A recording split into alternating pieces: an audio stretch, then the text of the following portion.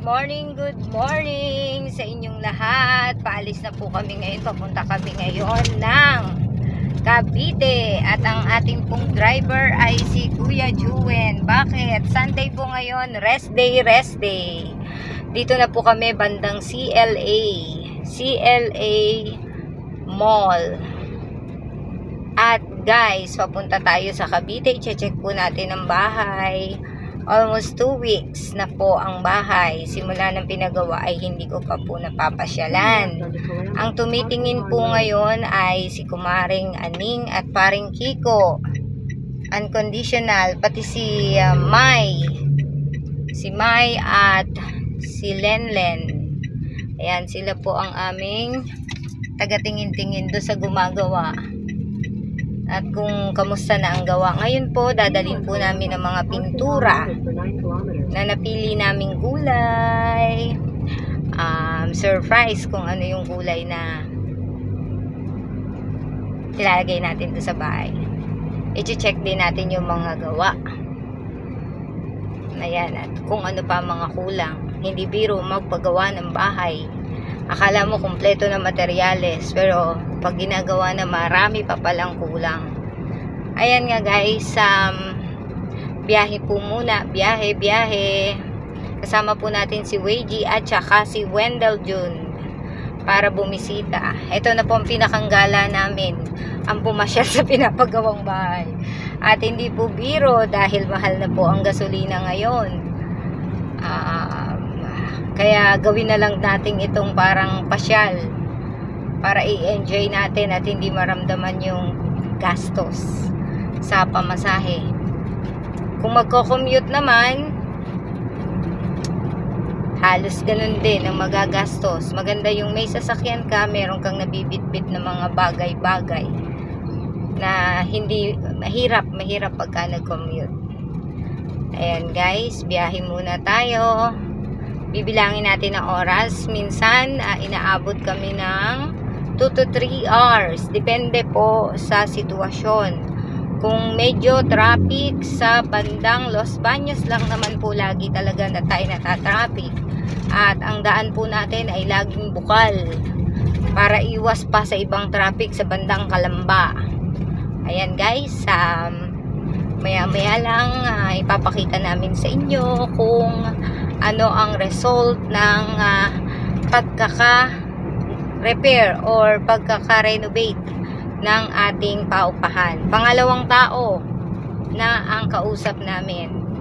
Yung unang tao sa bubong at saka sa tiles. Then ngayon, iba naman tao ang kausap namin dahil napatigil ang trabaho. Kumuha na lang kami ng taga Cavite mismo para medyo makales kami sa gastusin. Medyo mas mababa po ang singil nila kesa dun sa singil na naandito sa amin na medyo malayo. Ayun, kakilala ni kumari ko at kumpari ko ang gumagawa, kaya medyo sila na rin ang tumitingin. Medyo comfortable yung pakiramdam ko. Titingnan natin kung talagang kailangan ba ako maging komportable. Pero based dun sa nakikita ko sa video na pinakikita nila sa akin everyday, kapag tinitingnan ko kung ano ang natatapos, wow, mukhang kahit nagsosolo siya sa mga kuting-tinging na maliliit sa kisame, hindi ko alam kung paano niya nagawang mag-isa yon. Ang galing niya. Tingnan natin, check the quality kung kahit nagsosolo siya, nagawa niya. Magto 2 weeks po siya sa Tuesday. Kasi Tuesday siya sinimulan. So Sunday ngayon. Rest day niya. Pagdating namin doon, wala siya doon. So titingnan namin, maiisa-isa namin yung gawa ng bahay. Okay guys, wait natin. Medyo mahaba-haba pa po ang biyahe na to.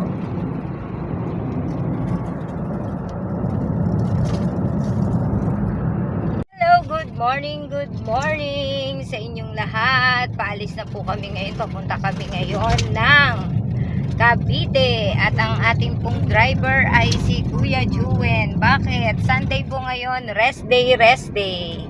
Dito na po kami bandang CLA Mall. At guys, papunta tayo sa Cavite. I-check po natin ang bahay. Almost 2 weeks na po ang bahay. Simula ng pinagawa ay hindi ko pa po napapasyalan. Ang tumitingin po ngayon ay si Kumaring Aning at Paring Kiko. Unconditional. Pati si Mai. Si Mai at si Lenlen. Ayan, sila po ang aming tagatingin-tingin do sa gumagawa. At kung kamusta na ang gawa. Ngayon po, dadalhin po namin ang mga pintura na napili naming gulay. Surprise kung ano yung gulay na ilalagay natin doon sa bahay. I-check din natin yung mga gawa. Ayan, at kung ano pa mga kulang. Hindi biro magpagawa ng bahay. Akala mo kumpleto na materyales, pero pag ginagawa na marami pa palang kulang. Ayan nga guys, biyahe po muna, biyahe. Kasama po natin si Weiji at saka si Wendell Jun para bumisita. Ito na po ang pinakanggala namin, ang pumasyal sa pinapagawang bahay. At hindi po biro dahil mahal na po ang gasolina ngayon. Kaya gawin na lang natin itong parang pasyal para i-enjoy natin at hindi maramdaman yung gastos sa pamasahe. Kung magko-commute naman, halos ganun din ang magagastos. Maganda yung may sasakyan ka, meron kang nabibitbit na mga bagay-bagay na hindi mahirap pagka nag-commute. Ayan guys, biyahe muna tayo. Bibilangin natin ang oras. Minsan, inaabot kami ng 2 to 3 hours. Depende po sa sitwasyon. Kung medyo traffic sa bandang Los Baños lang naman po lagi talaga na tayo natatraffic. At ang daan po natin ay laging bukal para iwas pa sa ibang traffic sa bandang Calamba. Ayan guys, maya-maya lang ipapakita namin sa inyo kung ano ang result ng pagkaka-repair or pagkaka-renovate ng ating paupahan. Pangalawang tao na ang kausap namin. Yung unang tao sa bubong at saka sa tiles. Then ngayon, iba naman tao ang kausap namin dahil napatigil ang trabaho. Kumuha na lang kami ng taga Cavite mismo para medyo makales kami sa gastusin. Medyo mas mababa po ang singil nila kesa dun sa singil na naandito sa amin na medyo malayo. Ayun, kakilala ni kumari ko at kumpari ko ang gumagawa, kaya medyo sila na rin ang tumitingin. Medyo comfortable yung pakiramdam ko Titingnan natin kung talagang kailangan ba ako maging komportable. Pero based dun sa nakikita ko sa video na pinakikita nila sa akin everyday, kapag tinitingnan ko kung ano ang natatapos, wow, mukhang kahit nagsosolo siya sa mga kuting-tinging na maliliit, sa kisame, hindi ko alam kung paano niya nagawang mag-isa yon. Ang galing niya. Tingnan natin, check the quality kung kahit nagsosolo siya, nagawa niya. Magto 2 weeks po siya sa Tuesday. Kasi Tuesday siya sinimulan. So, Sunday ngayon. Rest day niya. Pagdating namin doon, wala siya doon. So, titingnan namin, maiisa-isa namin yung gawa ng bahay. Okay guys, wait natin. Medyo mahaba-haba pa po ang biyahe na to.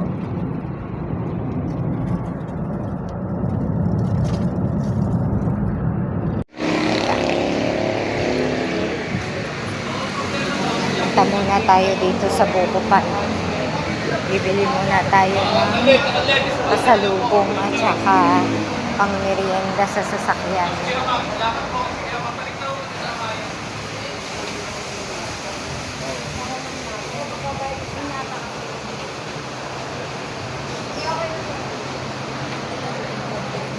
Ito po, mga pangpatanggal ng lutong sa sasakyan pag nagbabiyahe.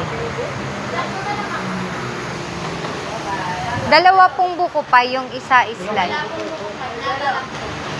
Ha? Nata? Ate, ito yung isa. Hindi siya buko? Ate. Buko pa din po yan. May nakakain isa. Ah, okay. Magkano isa? 385. Ah, pwedeng tikman din? Paano ko lang yun? Pero may buko din to. Ah, sige. Ano to? Buko pie. Buko pie na ano, na may nata. Buko pie pa rin. Dalawa po. Yung isa slice na, yung isa hindi. 7-7. Sarap din. Parehas lang.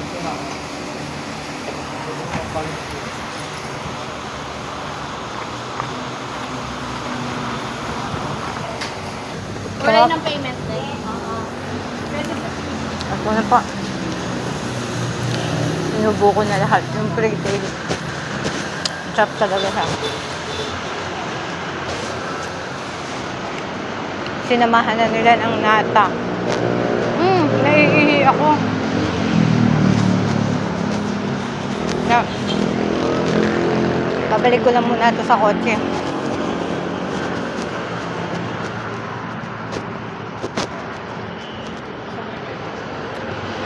Tapos iihi muna ako. Nak! Dad yun!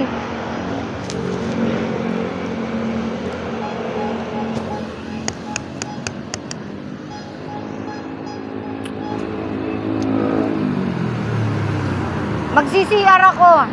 Yung nasa ibabaw, kay Titanic, yung nasa ilalim is slice sa atin.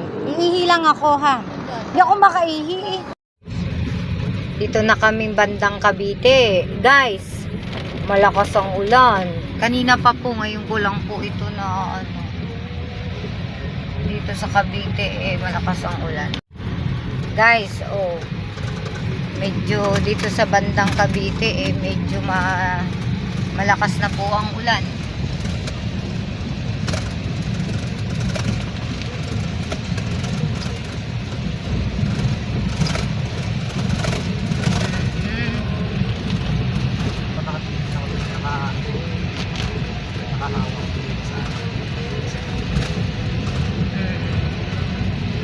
Naulan po ngayon dito sa bandang Cavite. Pero sa bandang sa atin sa Laguna ay tapos na po yata ang bagyo kasi sumikat na ang araw eh. Lumakas ba ulan sa atin? Lumakas din pero sa gabi lang at saka sa araw paulan-ulan lang pero tumitigil din. Sa Lumban yata malakas. Sa atin hindi masyado. Hindi ko lang din masyadong ramdam kasi nasa loob. Nasa loob, hindi ko pansin. Tapos pag umuulan, ang sarap ng pakiramdam, ang lamig. Hindi mo na kailangan mag-electric fan.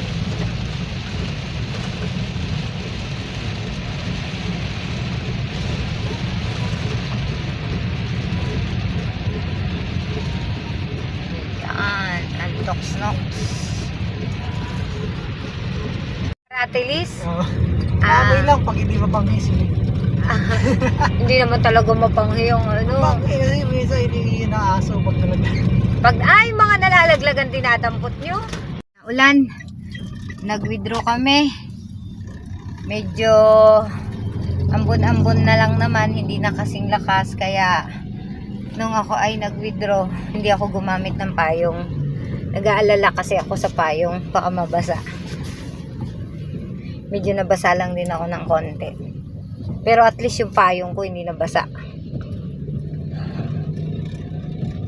konting takbo lang, ayos na, punas-punas lang sa balat, tuyo na. Ayan payong pag nabasa. Mababasa pati yung ano, mga katabi. Dito na kami sa Tres Martires.